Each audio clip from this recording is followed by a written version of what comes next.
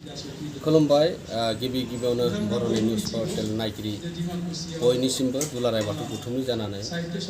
दिनै गोथार मंगलबार सान दुलाराय बाथौ गौथुमनि बाथौ थानसालियाव आर'जनि हाबाफारि बायदि दिनै दुलाराय बाथौ गौथुमनि फानजामुथि लेखा बायदियै फैयै फैयै दिनै जोबनानै दिनै आरो सेथि हाबाफारि बे गोग्लैदों हजाय जिल्ला दुलाराय बाथौ गौथुम बिथांमोना 200नि बांसिन बेवहाय बाहागो लाफैदों आरो दुलाराय बाथौ गौथुमनि जानानै बिथांमोनखौ खुलुमनाय आरो सिबिनाय बावहरदों। मानो होनोब्ला दिनै आर'जनि हाबाफारिजों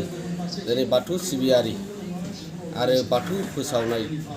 बाथौ धोरोमखौ मुलुगनां खालामनो थाखाय दिनै दुलाराय बाथौ गौथुमा जाबायदि हाबाफारि लादों आरो दिनै बे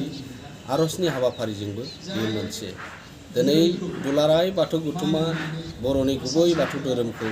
दिनै मुलुगनां खालामनो थाखाय जेरैबायदिहाय गामि लेभेलनिफ्राय लानानै जिल्ला बियाब गासैबो बाथौ सिबियारिफोरखौ लानानै मोनसे आर'जनि हाबाफारि लानाय हाबाफारि बेयो गमामायैनो जोंनि बर' माहारिनि गेजेराव आरो मुलुगनि गेजेराव दिनै खना खनला थानाय बर' माहारि बिथांमोना दिनै बाथौ धोरोमजों बजबनानै बर'नि आसार खान्थि राव थुनलाइ हारिमु बे गासैखौ बजबनानै खामानि मावबोनो थाखाय दिनै बर' माहारिखौ गेरेमसा बर' माहारि दानायनि जि दुलाराय बाथौ गौथुमा जेरैबायदिहाय खामानि मावदों बे गमामायैनो दिनैनि समाव आर'जनि गेजेरजोंनो बे मोनसे फोरमायथि आरो बेयो दिनै बाथौ सिबियारिफोरनि गेजेराव बर' माहारि आरो जोंनि सुबुं माहारिनिखौ गोजोन आरो थासारि खौसेथि लाबोनायनि जाबायदिहाय बोराइ बाथौनि सेराव आर'ज गाबनाय हाबाफारिया सोलिबाय थादों आरो दिनै सेथि फारिलाइ बे हजाय जिल्ला दुलाराय बाथौ गौथुमनि बिथांमोना लैहोर लैहोर फैनानै बाहागो लाफैनायनि थाखाय दुलाराय बाथौ गौथुमनि जानानै साबायखर बावहरदों आरो खुलुमनाय सिबिनायखौ बिथांमोननि गासिबो बाथौ सिबियारि आरो दिनैनि बे आर'जआव बाहागो लाफैनाय बिथांमोननिसिम बाहागो लाफैनायनि थाखाय खुलुमनायखौ बावहरदों। गोजोन्थों। खुलुमबाय।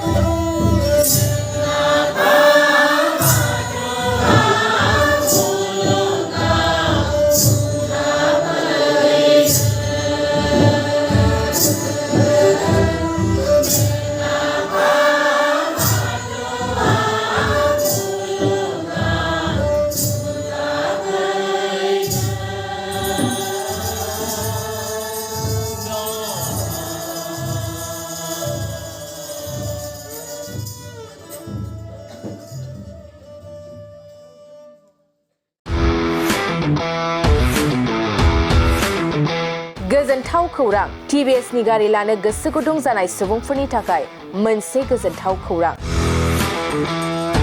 चिरां जिल्ला बिजनीनि बागुरुम्बा TVS गारि श'रुमा नोंथांमोननि थाखाय दुर्गा फुजानि धामाका अफार लानानै फैदों।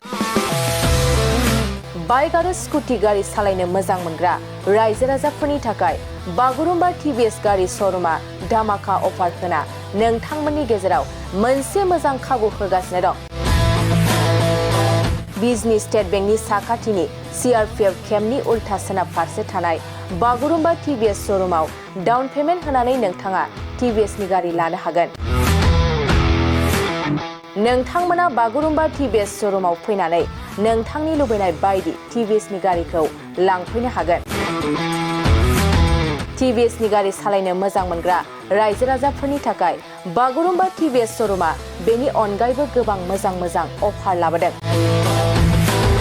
बेफोर अफारफ्रानो जाबाय जेरै गंनै हेलमेट फ्रि, फुल टेंकि पेट्रल फ्रि एसुर गिफ्ट आरो TVS कम्पानिनि गासैबो मडेलनि एक्सचेन्जनि खाबुआ एभेलेबल जागोन। आरोबाव गुबुन मोनसे मोजां खाबुआ जादों फाइनान्स लागिरिफ्रा डाउन पेमेन्ट होनानै खम बेसेनाव TVS कम्पानिनि गारिखौ लानो हागोन। लोगोसे आबुङै मिन्थिनो आरो बुकिं खालामनो थाखाय 7002132259 एबा 8638131734 जानबुं नम्बराव कल खालामना खौरां लानो हागोन।